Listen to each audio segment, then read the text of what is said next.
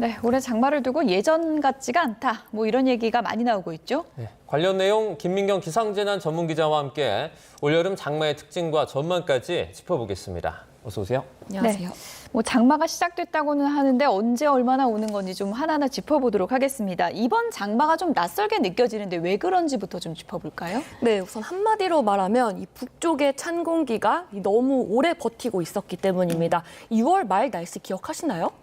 이 보통 같으면 덥고 습하고 꿉꿉해야 되는데 이 올해는 밤에도 선선했고 이 낮에도 그늘에 들어가면 좀 견딜 만한 날이 많았습니다. 그만큼 우리나라 상공에 이 북쪽에서 내려온 차고 건조한 공기가 오래 머물러 있었던 건데요. 이 공기는 원래 파도처럼 이렇게 굽이치면서 서쪽에서 동쪽으로 흘러가는데요. 이 올해는 이 우랄 산맥 부근에 이 거대한 공기 장벽, 그러니까 블로킹이 생기면서 흐름이 막혔습니다. 이 막힌 물줄기가 다른 길로 흐르듯이 이 북쪽의 찬 공기가 우리나라 쪽으로 흘러내린 겁니다. 이렇다 보니 이 밑에 있는 북태평양 고기압이 힘을 키우지 못했고요. 이 가장자리를 따라서 올라오는 정체전선도 함께 늦게 올라온 겁니다. 이 보통은 이 상층의 5km 부근의 일기도를 보고 이 북태평양 고기압의 위치를 판단하는데요. 지난해는 6월을 기준으로 봤을 때 이렇게 이미 일본 부근까지 올라온 반면에 올해는 아직 이렇게 한참 남쪽에 머물러 있는 걸 볼 수 있습니다. 자, 올해 장마가 지금 뭐 역대 세 번째로 좀 늦게 온다면서요? 네. 우리나라 장마는 보통 제주에서 가장 먼저 시작하는데요. 이 제주를 기준으로 보면 역대 세 번째로 늦은 장마입니다. 가장 늦었던 해는 1982년 7월 5일, 그 다음은 2021년 7월 3일이었고요. 올해는 6월 30일에 시작해서 이 세 번째로 늦게 기록됐습니다. 다만 남부와 중부에서는 7월 장마가 이전에도 여러 차례 있었는데요. 이 중부지방을 기준으로 보면 올해는 역대 7번째로 늦은 시작입니다. 오늘 출근할 때 좀 소나기성 비가 내리긴 했는데 지금 중부도 장마가 시작이 된 거죠? 네, 이 장마의 시작은 비의 양이 아니라 정체전선의 영향을 받았냐 안 받았냐로 구분을 하는데요. 화면 보실까요? 이번에는 이렇게 중부지방인 충청에도 정체전선에 의한 비가 내렸기 때문에 이 기상청은 중부지방에도 장마가 시작된 걸로 봤습니다.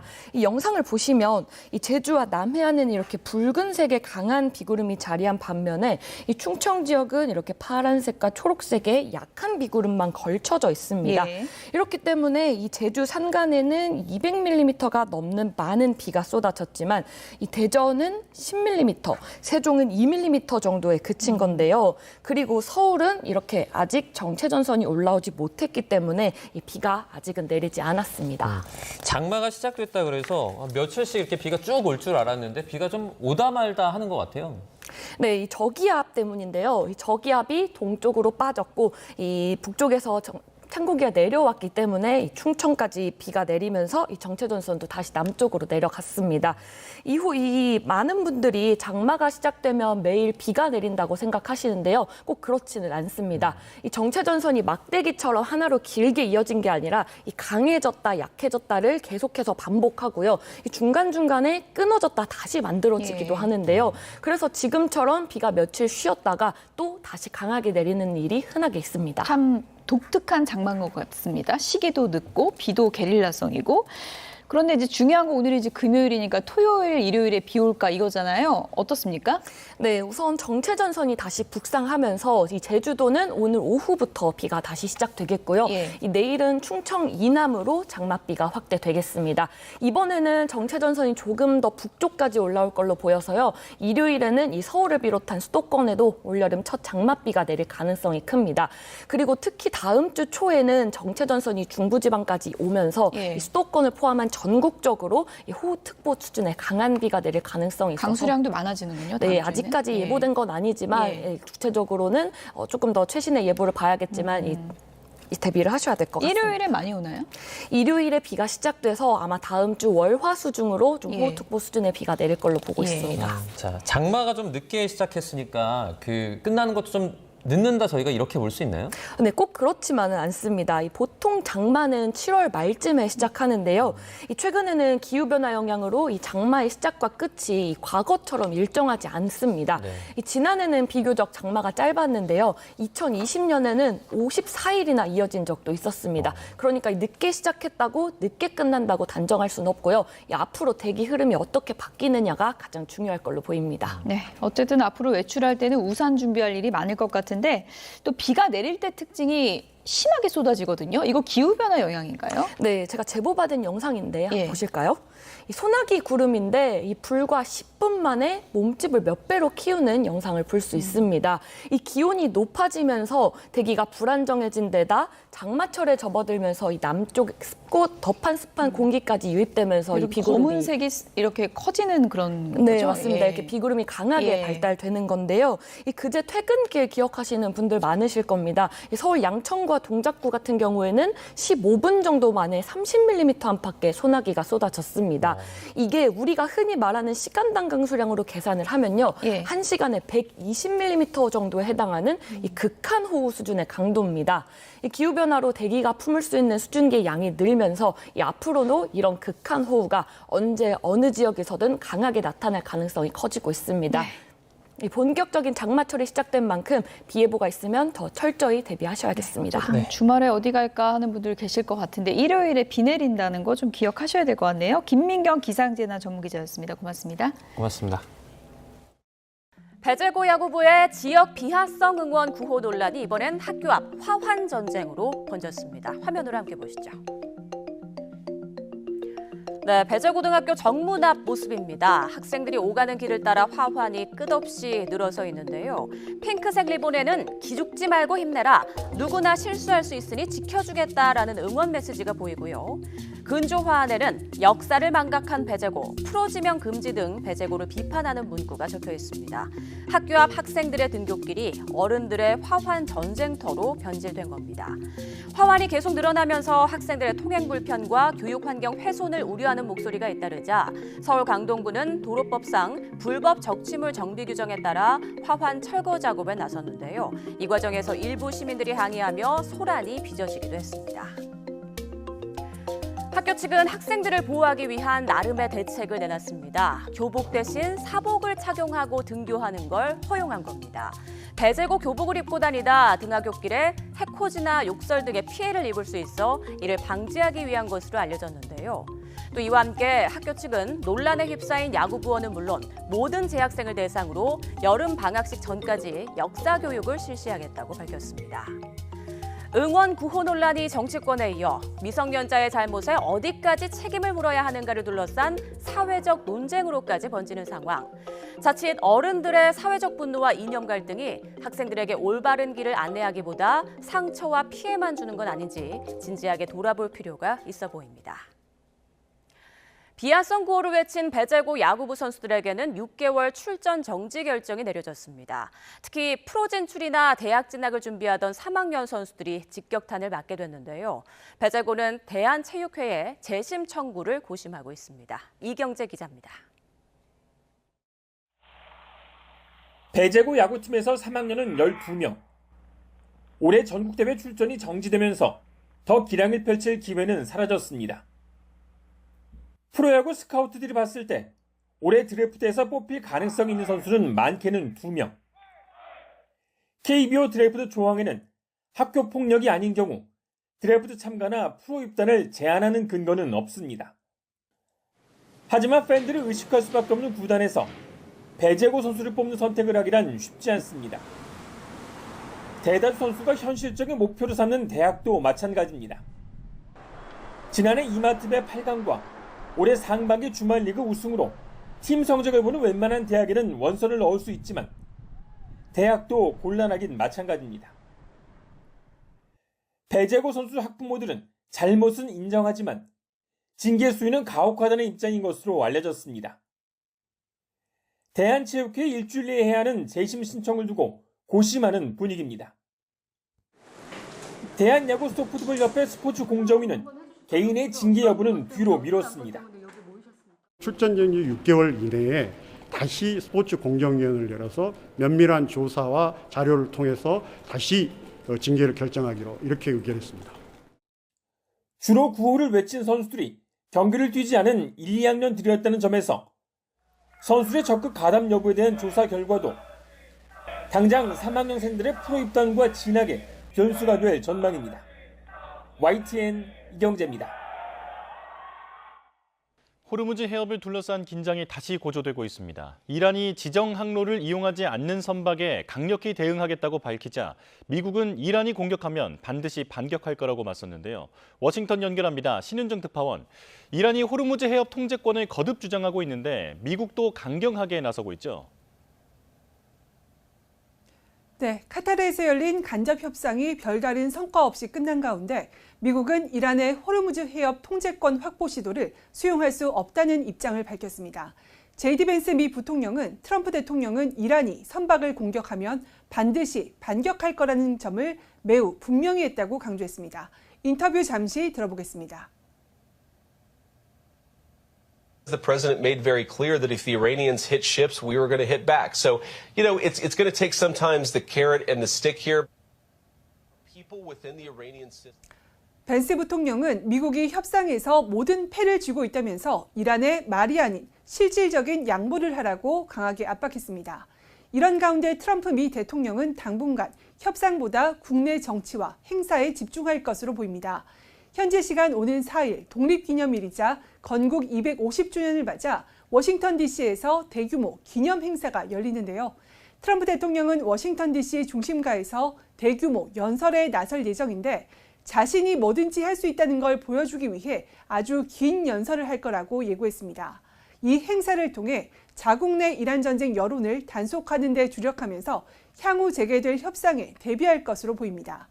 미국 당국은 역대급 무더위 속 테러 등에 대비해 최고 수준의 경비에 돌입했습니다. 호르무즈 해협에서 긴장은 유지된 채 추가 협상이 미뤄지면서 국제유가는 강보합세를 나타냈습니다. 국제유가 기준인 브렌트유 선물 가격은 배럴당 71.8달러로 전장보다 0.3% 올랐고 뉴욕 유가의 기준점이 되는 미국 서부 텍사스산 원유는 68.69달러로 0.2% 상승했습니다. 지금까지 워싱턴에서 YTN 신윤정입니다. 북중미 월드컵 조별 예선에서 탈락한 뒤 축구대표팀 감독을 자진 사퇴한 홍명보 전 감독이 돌연 미국으로 출국했습니다. 홍 전 감독은 월드컵을 마치고 귀국한 지 이틀 만인 어제 인천공항을 통해 다시 미국으로 떠난 것으로 알려졌습니다. 홍 전 감독은 선수단 내분 문제와 불화설에 대해 선수들 전체적으로 내부는 없었다고 부인했고 할 얘기가 많지만 언젠가는 나올 것이라며 답답한 심경을 내비치기도 했습니다. 홍 전 감독은 당분간 미국 LA에서 휴식을 취할 예정인데 정치권에서 추진 중인 청문회에 대해선 답을 피했습니다. 홍명보 전 감독이 미국으로 출국한 어제 시민단체는 감독 선임 과정에 석연치 않다며 홍 전 감독을 고발했습니다. 2년 전 감독 선임 과정에서 불거졌던 공정성 논란을 두고 경찰이 뒤늦게 수사의 속도를 내고 있는데요. 홍 전 감독에 대한 소환 조사가 이뤄질지 관심입니다. 윤혜리 기자입니다. 홍명보 전 감독이 업무방해와 업무상 배임 등 혐의로 시민단체로부터 고발을 당했습니다. 시민단체는 지난 2024년 정몽규 대한축구협회장과 이임생 전 기술총괄 이사가 내부 규정을 무시한 채 감독을 선임하고 연봉을 결정한 과정에 홍 전 감독도 관여했을 것이라고 주장했습니다. 홍명보의 전술은 무전술, 무전략입니다. 전혀 능력이 안 되는 사람이 능력이 되는 것처럼 국민을 기만해가지고 그 돈을 받았기 때문에 폭넓게 보면은 저희로서는 그 배임으로 보죠. 그러면서 선수들에게는 강요와 협박을 동반한 고통을, 국민에게는 모욕을 줬다고 주장했습니다. 홍 전 감독 재선임을 둘러싼 각종 의혹에 대해선 이미 2년 전 경찰에 고발장이 제출됐습니다. 늑장 수사 비판에 서울경찰청이 수사에 나섰고 이번에 추가로 고발된 사건까지 병합해 수사가 이루어질 것으로 보입니다. 앞서 종로경찰서는 정 회장을 포함해 주요 피고발인 조사를 마쳤지만 당시 고발장에 빠져있던 홍 전 감독은 참고인 신분으로도 조사를 받은 적이 없는 것으로 확인됐습니다. 감독 선임 불공정 의혹의 핵심 당사자이자 피고발인으로 적시된 만큼 이번에는 소환 조사가 이루어질 것이란 전망이 높습니다. 위법성과 강제성 여부에 초점을 맞춰 법리 관계를 따져보고 있는 경찰은 홍 전 감독을 포함한 핵심 인물 소환 여부에 대해선 모든 가능성을 열어두겠다는 입장입니다. YTN 윤혜리입니다. 법원이 오늘 홈플러스 회생 폐지를 결정하면서 사실상 파산 수순에 들어가게 됐습니다. 앞으로 남은 법적 절차는 무엇이 있는지 임주혜 변호사와 함께 이야기해보겠습니다. 어서 오세요. 안녕하세요. 네. 너무 친근한 곳이기도 한데 홈플러스 결국은 이제 회생 폐지가 이제 결정이 되면은 파산 수순에 들어가는 건데 앞으로 어떤 절차들이 진행이 되는 겁니까? 25년 3월에 회생 개시 결정이 있었습니다. 그 이후에 결국 이 기업의 가치를 확인해 봤을 때 청산 가치가 기업을 계속하는 계속 기업 가치보다 크다고 보아서요. 이 부분은 구조혁신형 회생 계획이 진행이 되고 있었습니다. 즉 점포를 정리하고 영업 양도할 건 양도하고 M&A 할 건 하라라는 결정이 있었던 건데요. 계획안을 세우기는 세웠지만 이것이 실행 가능한 수준이 아니다라는 것이 법원의 판단입니다. 홈플러스 익스프레스 같은 경우에는 매각이 됐지만요. 여전히 홈플러스 자체에 대해서 제대로 M&A 같은 부분들이 진행되는 바는 없습니다. 근데 그 와중에 영업은 계속하고 있으니까 관련해서 물품 대금 비용, 그리고 일하는 직원들의 급여, 채무, 세금 쌓여만 가는 거죠. 그렇죠. 이제 이런 부분들 당장 급한 불을 끄기 위해서 2천억 정도가 필요하다고 알려져 있는데요. 이 2천억을 마련할 구체적인 계획을 홈플러스 측에서 법원에 제시하고 있지 못하기 때문에 이 회생은 더 이상 의미 없다. 회생 폐지가 내려진 겁니다.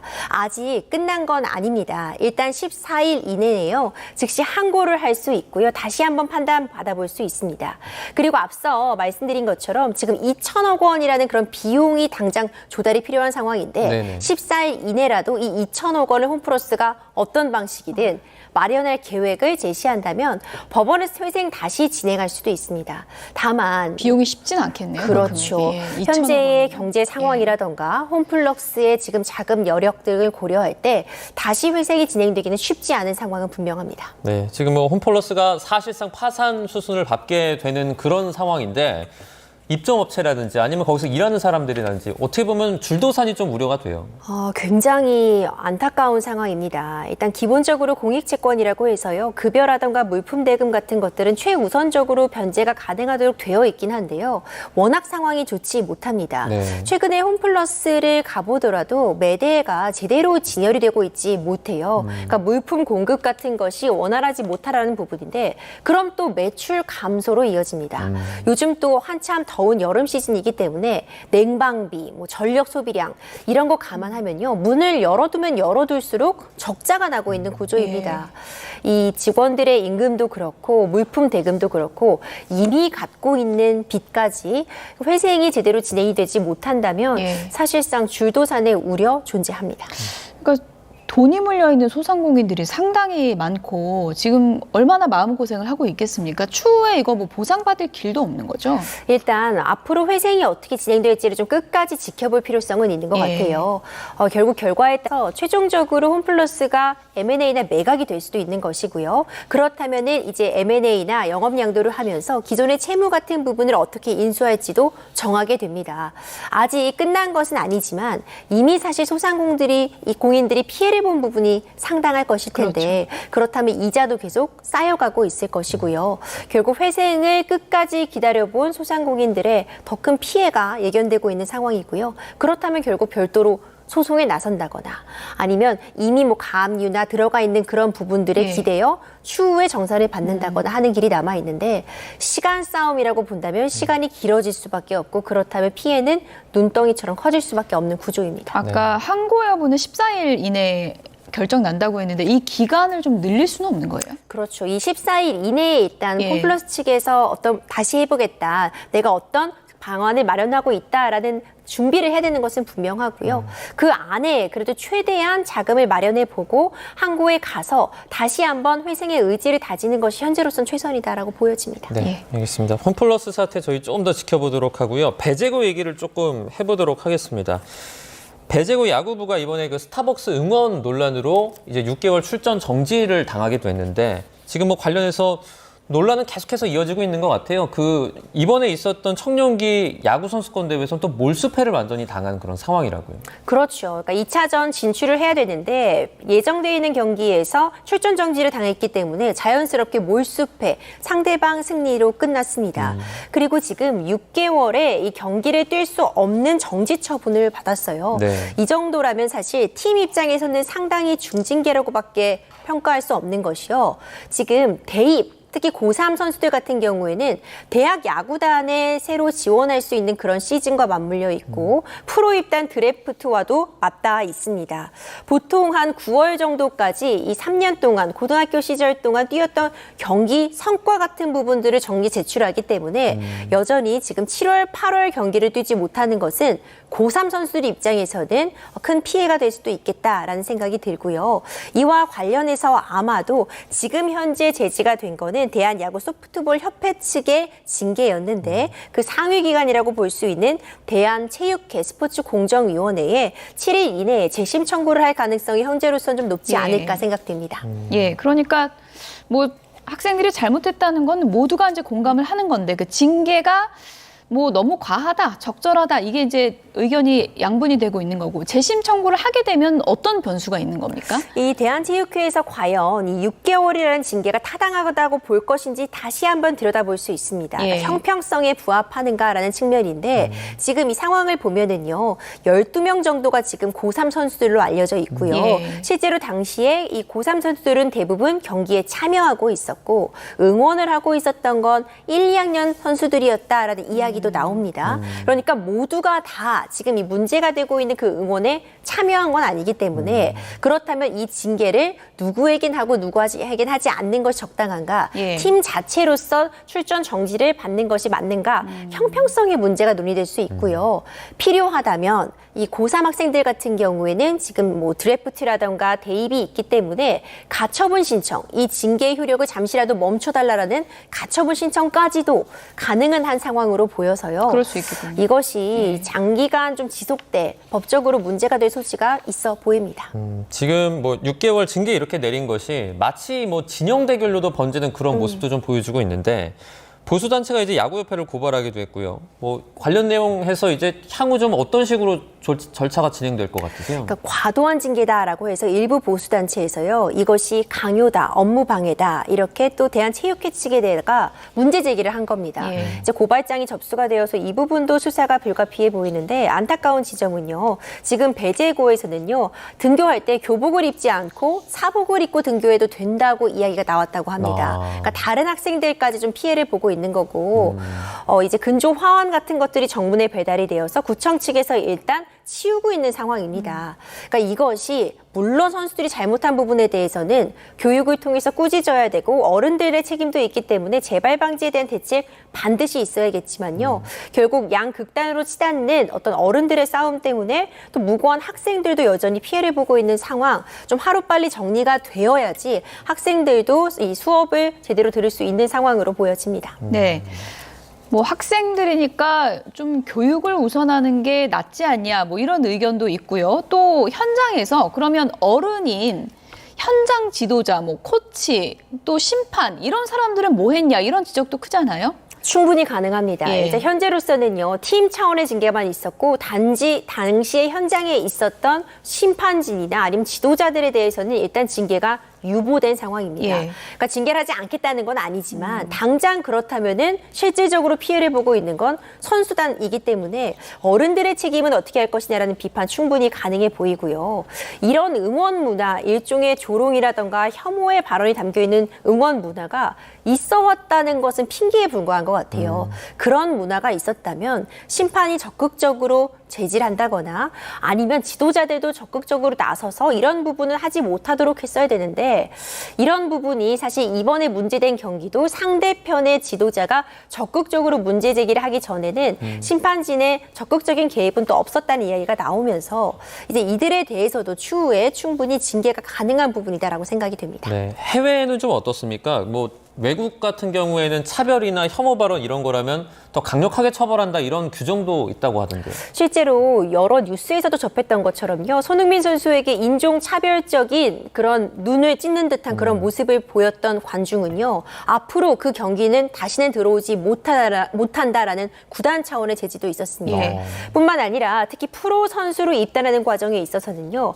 이전에 사회적으로 무리를 일으켰다거나 혐오, 차별의 발언을 한 선수에 대해서는 드래프트에서 제외하는 좀 더 엄격한 규정을 두고 있는 것도 맞습니다. 뭐 해외의 사정과 우리의 상황을 일률적으로 동일하게 평가할 수는 없겠지만 적어도 국내에서도 이와 유사한 수준으로 많은 사람들의 사랑을 받고 또 청소년들에게 서로 영향을 끼칠 수 있는 이 스포츠라는 종목의 선수들에게도 이런 부분에 대한 교육이 시급한 부분은 분명해 보입니다. 아무래도 뭐 배제고 사태에 대해서 징계 경중을 사회에서 이렇게 논란이 된 부분은 이제 이 학생들, 미성년자이기 때문일 텐데요. 이제 앞으로 뭐 발전할 수 있는 기회가 무궁무진한 그런 나이기 때문에 미성년자 뭐 징계나 처벌 이걸 어떻게 해야 될지 이런 경우 이것도 사회에 좀 논란거리가 될 것 같아요, 앞으로. 충분히 가능하죠. 그러니까 이 고등학생이었기 때문에요. 사실상 우리가 촉법소년이라고 얘기하는 그 나이는 지난 나이였습니다. 네. 어느 정도 본인의 발언과 본인의 행동에 책임을 져야 되는 부분이 있었다라고 생각을 합니다. 다만 여전히 학생이었고요. 이런 부분들이 관행처럼 이어져 왔다면 제대로 알려주지 못한 어른들의 책임도 분명히 있습니다. 지금 현재 이 프로야구의 드래프트 규정을 보면은요, 학폭 관련해서 처벌 전력이 있으면 이에 대해서 선발이 어려운 규정은 마련되어 있는데 이 학폭 관련된 처벌 규정 외에 다른 이런 혐오의 발언이라던가 아니면 사회적으로 무리를 일으키는 부분에 대해서는 이 참가 제한 사유로 포괄적으로 규정은 마련돼 있지 않습니다. 아마 이번 기회를 통해서 먼저 선행돼야 될 것은 관련해서 학생들에게 제대로 교육하는 것일 거고요. 지도자들에 대한 반성 그리고 심판진들의 재교육과 덧붙여서 이 드래프트 참가 제한 사유도 좀 더 포괄적으로 넓게 개정될 확률 매우 높습니다. 네, 뭐 처벌은 철저하게 하되 뭐 교육이라든지 뭐 이런 부분을 통해서 또 아이들의 미래는 보장해 줄 수 있는 그런 안이 좀 나왔으면 좋겠고요.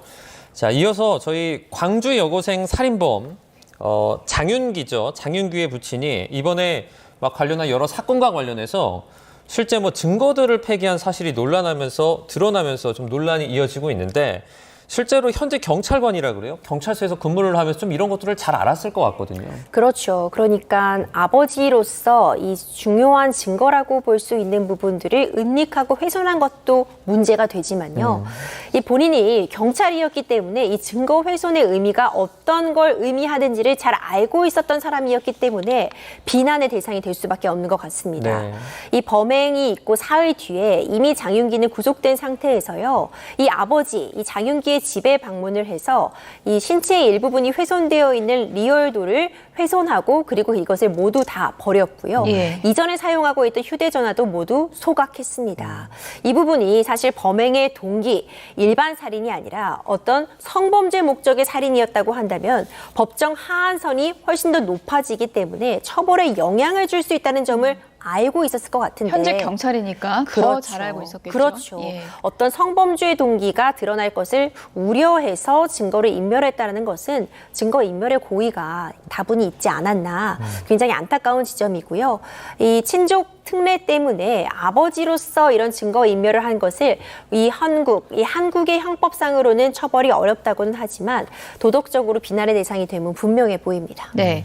현직 경찰이 범죄를 저지른 사람의 아버지여서 이렇게 증거인멸을 한 거 상당히 좀 이례적인 사안이고 그렇기 때문에 증거인멸을 더 철저하게 했던 그런 좀 악의성이 있어서 이런 경우는 좀 친족 간 특례 적용이 예외적으로 돼야 되는 거 아니냐 이런 목소리도 좀 있는 것 같습니다. 충분히 가능한 목소리입니다. 지금 우리나라 친족 특례를 보면은요, 형법상 증거인멸, 타인의 범죄에 대해서 증거를 은닉하면 5년 이하의 징역에 처하도록 엄중하게 규정이 되어 있는데 어떤 범죄를 저질렀는지 범죄의 경중에도 상관이 없고 그리고 실제로 증거인멸을 하는 사람의 사회적 지위 여부 그러니까 경찰처럼 공직자처럼 더 높은 청렴성이 요구되는지 여부와 관계없이 일률적으로 처벌을 하고 있지 않습니다. 이와 관련해서 옆 나라 일본을 보더라도요. 이와 유사한 규정은 두고 있지만 만약 친족이 증거인멸을 하면 형을 감형해 줄 수 있는 그 요소로서 작용을 합니다. 그러니까 재판부가 봤을 때 이거는 처벌하지 않을 수도 있다 판단할 수도 있고 처벌을 할 수도 있는 겁니다. 근데 우리나라 같이 일률적으로 처벌하지 않는다는 규정은 너무 친족에게 이런 부분 증거인멸을 오히려 유도하는 것 아니냐라는 그런 비판 예. 충분히 가능하고요. 하필 또 부친이 수사의 주체인 경찰이에요. 그렇죠. 이제 독일 같은 경우를 보더라도 우리와 유사한 규정으로서 가족이 증거인멸을 하면 처벌하지 않는 조항은 두고 있지만 또 거꾸로요. 공직자가 증거인멸 행위를 하면 처벌한다는 또 다른 규정을 마련해 두고 있습니다. 그런 완충 장치가 필요한 지점이라고 보이고 이번 사건을 계기로 해서 법 개정 논의가 좀 활발하게 진행될 것이라 예견이 됩니다. 근데 그 친족 특례라는 게 뭐 하루아침에 생긴 건 아닐 테고 예전부터 있었잖아요. 뭐 경찰이 일단 1차 수사 과정에서 이런 것들을 좀 고려해서 미리 압수를 한다든지 이렇게 좀 해야 되는 거 아닌가요? 굉장히 안타까운 지점이죠. 지금 문제가 되고 있는 이 훼손된 리얼돌 같은 경우에 경찰이 처음에 집을 방문했을 때 영상으로 촬영은 했습니다. 네네. 다만 실물까지 확보할 필요성은 없다고 느꼈다라고 했지만 이 성범죄의 목적이라는 굉장히 중요한 범행 동기를 확인할 수 있었던 증거라는 점에서 그래도 확보했어야 되지 않냐 아쉬움이 남고요. 뿐만 아니라 이 SUV의 이 블랙박스 SD 카드도 처음엔 놓쳤는데 나중에 검찰의 보안 수사 결과 확보한 SD카드에 이런 여성을 타겟으로 했던 이런 부분들에 대한 지인과 나눈 대화가 또 녹음이 되어서 굉장히 중요한 증거로 보입니다. 이런 부분들을 놓친 부분에 대해서는 수사기관의 최초의 어떤 이 수사 과정이 좀 아쉬움으로 남는 것 같고요. 그런 부분과 맞물려서 이 보안 수사권을 폐지하는 것이 타당한가라는 논의로도 지금 확장이 되고 있습니다. 네. 친족 특례 조항이 적용되는 굉장히 좀 이례적인 경우긴 한데 아예 또 없애자고 하기에는 또 연좌제가 될 수 있다. 이런 또 걱정이 있는 것도 사실이고요. 끝으로 이 부분을 좀 짚어볼게요. 경찰청에서 증거인멸 의혹과 관련해서 감찰한다고 하던데 그럼 뭐 내부적으로 징계가 이루어질 수 있는 건가요? 그렇죠. 증거인멸의 형사 책임은 현재로서는 물을 수 없습니다. 이 법이 개정된다고 해도 소급 적용은 어려울 것 같기 때문에 형사 책임은 못 묻겠지만 경찰이라는 현직 신분을 고려할 때 일정 부분 징계는 가능할 수 있습니다. 뭐 품위유지 의무 위반이다라고도 볼 수 있고요. 경찰 내부의 어떤 규정들을 위반했다. 뭐 여러 가지 요소들은 가능할 것 같은데요. 내부적인 징계는 가능하지만 형사적인 책임을 물을 수 없다는 점. 다만 도덕적으로 비난의 대상은 충분히 될 수 있는 사안으로 보여집니다. 네, 알겠습니다. 여기까지 듣겠습니다. 이슈로 떠오른 다양한 사건들 자세하게 짚어봤습니다. 임주혜 변호사와 함께했습니다. 고맙습니다. 고맙습니다.